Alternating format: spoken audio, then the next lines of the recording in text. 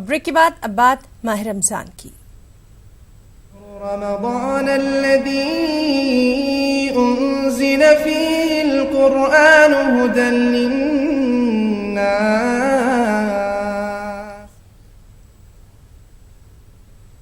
मुसलमानों का एक तबका जहां रमजान में चुनावी मरहलों की मुखालिफत कर रहा था, वहीं दिल्ली के मुसलमानों ने रमजान में बम्पर वोटिंग करते हुए एक मिसाल पेश कर दी। दिल्ली के मुस्लिम इलाकों में 62 से 68% वोटिंग दर्ज की गई। 19 मई को होने वाले आखिरी मरहले के चुनाव के लिए ये एक शानदार मिसाल।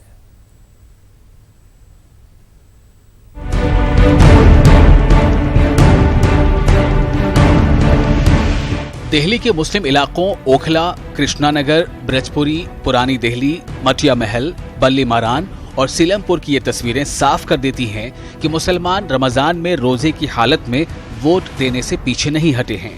मुस्लिम इलाकों में जमहूरियत का जश्न जमकर मनाया गया। दिल्ली के मुस्लिम इलाकों में मर्द हो या फिर खवातीन वोट देने के लिए बड़ी तादाद में घरों से बाहर निकले।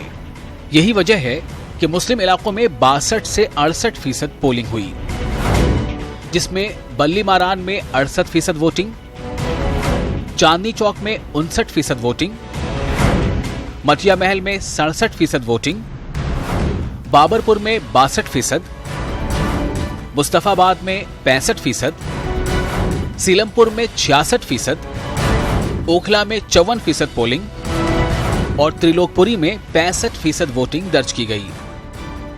कांग्रेस ज्यादा वोटिंग फीसद के अलग ही मायने निकाल रही है, तो मुस्लिम दानिश्वर मोदी हुकूमत से मुसलमानों की नाराजगी और अदम तहफ़्फ़ुज़ के एहसास को वजह बता रहे हैं।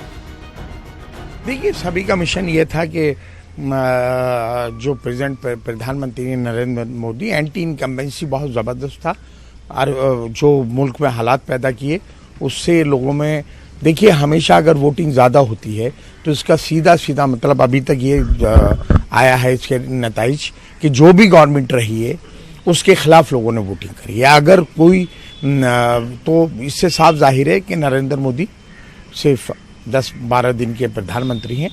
देखिए, ये बहुत ही खुशाइन बात है कि कई इलेक्शंस के बाद मुसलमानों की जानिब से हाईएस्ट टर्नआउट आया है और रमज़ान के बावजूद बढ़ा है। ये बहुत खुशाइन बात है, दिल्ली के मुसलमानों के लिए काबिल मुबारकबाद है। जहाँ तक इम्पैक्ट का बात है, एक बड़ा मसला यह है कि इन दोनों पार्टियों ने, जो जिन्हें मैं कहता हूं कि आइडियोलॉजिकली बैंकरप्ट पार्टीज़ हैं, कांग्रेस एंड आम आदमी पार्टी, इनका अलायंस ना होने की वजह से ये ज़्यादा टर्नआउट जो है वो इफ़ेक्टिव होने के आसार कम हैं, इसलिए कि वोट का डिवीज़न भी अच्छा खासा हुआ है इसी कन्फ्यूजन की वजह से। और इसके लिए बहरहाल मुसलमान ज़िम्मेदार नहीं है, ये इसके लिए दोनों पार्टियां ज़िम्मेदार हैं जिन्होंने आखिर तक अलायंस नहीं किया और बीजेपी को एक वॉकओवर देने की कोशिश की है।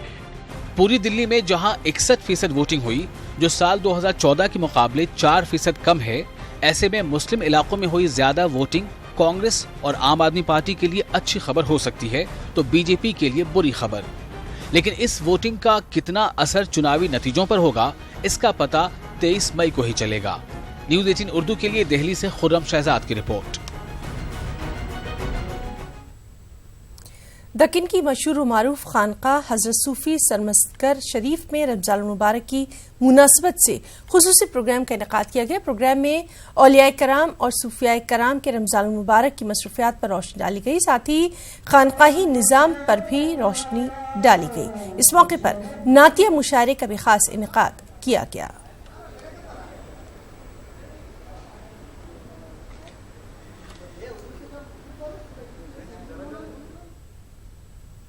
सफा बैतुलमाल की जानिब से गुलबर्गा के मुख्तलिफ मोहल्लों में मुस्तहिक अफराद तक रमजान किट की तकसीम की जा रही है। जिम्मेदारान के मुताबिक मोहल्लावारी सतह पर मकामी अफराद की जानिब से तहकीक के बाद ही मुस्तहिक लोगों की निशानदही के बाद ये रमजान किट तकसीम किए जा रहे हैं।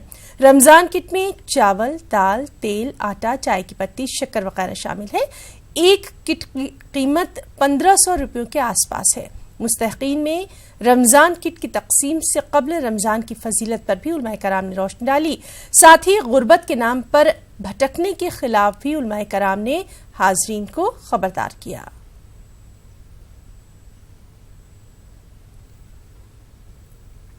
मुख्तलिफ इक़साम के खजूर पसंद करने वाले अफराद के लिए खुशखबरी है। दिल्ली के हौज काजी सीताराम बाजार में ओह सो स्वीट के जरिए खजूर मेले का इनेकाद किया गया। खजूर मेले में तकरीबन 25 इक़साम के खजूर खरीदारों के लिए पेश किए गए।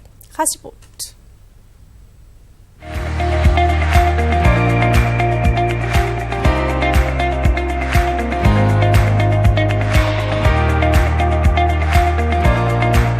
पुरानी दिल्ली के चावड़ी बाजार मेट्रो स्टेशन के नजदीक हौज काजी सीताराम बाजार में इन दिनों खजूर मेला चल रहा है। खजूर मेले की खास बात यह है कि यहाँ पर 25 से ज्यादा इक़साम के खजूर खरीदारों के लिए दस्तयाब है। अजवा खजूर हो या फिर मदजूल, मबरूम हो या फिर मरियम, उस्मानी हो या फिर ईरानी, गवावा, सफावी, मज़फ़ाती जैसे खजूर यहाँ लोगों को अपनी जानिब राग़िब कर रहे हैं। अगर देखा जाए तो 300 रुपए फी किलो से लेकर 3200 रुपए फी किलो तक खजूर मेले में पेश किए गए हैं।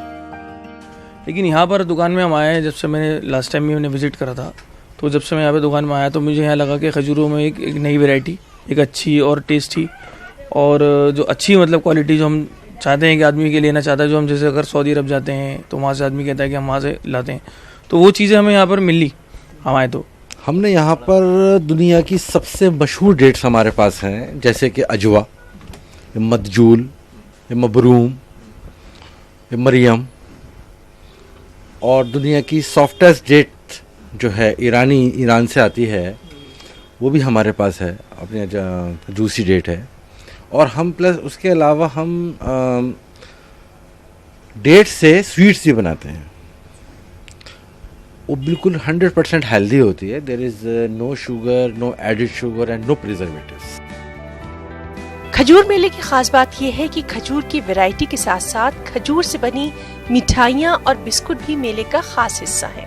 लेकिन सबसे खास बात यह कि जिस तरह से खजूरों को पैक किया गया है, उससे इन खजूरों की खूबसूरती लाजवाब हो जाती है।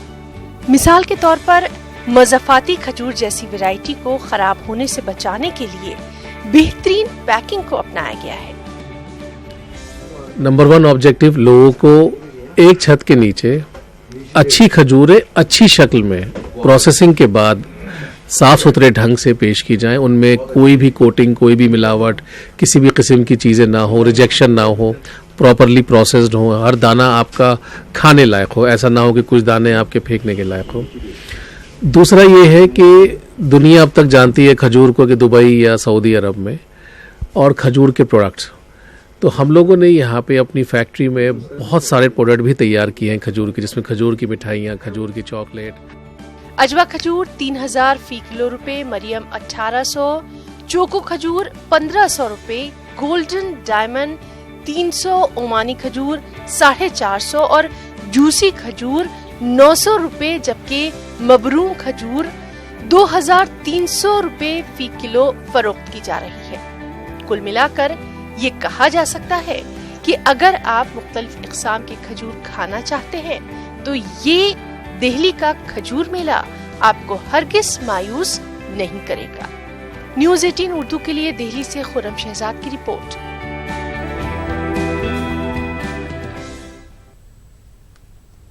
मुस्लिम पर्सनल बोर्ड के ज़ेरे निगरानी चलने वाली दारुल क़ज़ा कमेटी में नए मेंबरान का इजाफा किया गया है। बोर्ड ने 5 रुकनी कमेटी को बढ़ाकर अब 7 रुकनी कमेटी तश्कील दी है, जिसमें अकोला के मारूफ आलिम दीन मुफ्ती मोहम्मद अशफाक कासमी को नामजद किया गया है। बोर्ड की इस कमेटी में अकोला की नुमाइंदगी पर अवाम में खुशी की लहर पाई जा रही है। बोर्ड के जरिए मुल्क भर में कुल 71 मुकामात पर दारुल क़ज़ा का काम चलता है। इस कमेटी में मौलाना अतीक अहमद बस्तवी, मौलाना खालिद सैफुल्लाह रहमानी, मौलाना जलालुद्दीन उमरी, मौलाना मोहम्मद कासमी और मौलाना अनीसुर रहमान कासमी शामिल हैं। ताहम अब मुफ्ती अशफाक कासमी और मौलाना वसी अहमद कासमी, नायब काजी इमारत शरिया फुलवारी शरीफ पटना का नाम शामिल किया गया है।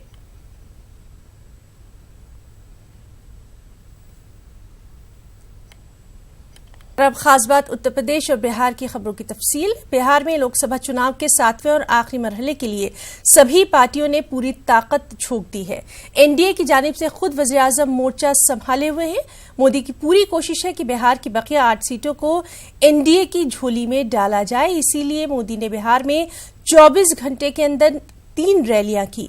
मंगल को बक्सर और सासाराम में, जबकि बुध को पालीगंज में पीएम ने इंतखाबी रैलियों से खिताब किया। पीएम ने पालीगंज की एक रैली के जरिए 3 सीटों यानी पटना साहिब, पाटलिपुत्र और जहानाबाद लोकसभा सीट पर एनडीए की जीत को यकीनी बनाने की कोशिश की। मोदी ने अपने खिताब के दौरान राहुल गांधी और लालू यादव खानदान पर भी निशाना साधा।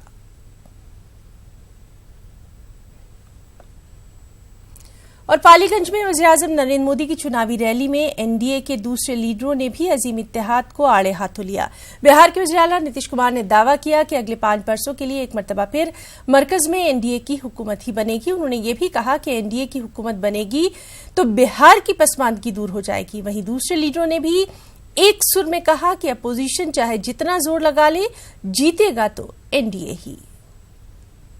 पूरा विश्वास है और आपका जिस प्रकार से उत्साह और समर्थन है, मुझे पूरा विश्वास है कि अगले 5 वर्ष के लिए फिर से नरेंद्र भाई मोदी जी के नेतृत्व में एनडीए की सरकार बनेगी, देश आगे बढ़ेगा। बिहार में इन दिनों खुतूत वाली सियासत का दौरा है। लालू यादव के बाद अब उनके लाल तेजस्वी यादव ने भी खुला खत लिखकर बिहार के वज़ीर आला नीतीश कुमार और वज़ीर-ए-आज़म नरेंद्र मोदी पर करारा हमला किया है। खत में कई सवाल किए गए हैं। न्यूज 18 के कैमरे पर जब तेजस्वी बोले तो निशाने पर नीतीश कुमार और नरेंद्र मोदी ही रहे। और सिर्फ यही नहीं, बल्कि तेजस्वी ने नीतीश कुमार और अमित शाह के दरमियान कड़वाहट का भी दावा कर डाला। तेजस्वी के लेटर से एनडीए में खलबली मच गई, जिसके बाद जेडीयू और बीजेपी ने आरजेडी पर पलटवार किया। इलाहाबाद के सबसे बड़े काला डांडा कब्रिस्तान पर गैर कानूनी कब्जे के खिलाफ इलाहाबाद हाई कोर्ट ने सख्त कदम उठाया है। इलाहाबाद हाई कोर्ट ने मकामी इंतजामिया को कब्रिस्तान पर से गैर कानूनी कब्जा फौरी तौर से हटाने का हुक्म दिया है। हाई कोर्ट ने रियासती हुकूमत को 5 जुलाई तक प्रोग्रेस रिपोर्ट भी दाखिल करने को कहा है। इस कब्रिस्तान के बेशतर हिस्से पर गैर कानूनी कब्जा हो चुका है। इलाहाबाद हाई कोर्ट ने 1 साल पहले काला डांडा कब्रिस्तान पर से गैर कानूनी कब्जा हटाने का हुक्म दिया था, लेकिन मकामी इंतजामिया ने अलामती कार्रवाई करके कागजी खाना पूरी की थी। इस मामले में जब हाईकोर्ट में दोबारा अर्जी दाखिल की गई तो चीफ जस्टिस गोविंद माथुर और जस्टिस एस शमशेरी की बेंच ने मकामी इंतजामिया की सख्त सरजनिश की और कब्रिस्तान से फौरन कब्जा हटाने का हुक्म दिया। रुकना चाहेंगे एक ब्रेक के लिए।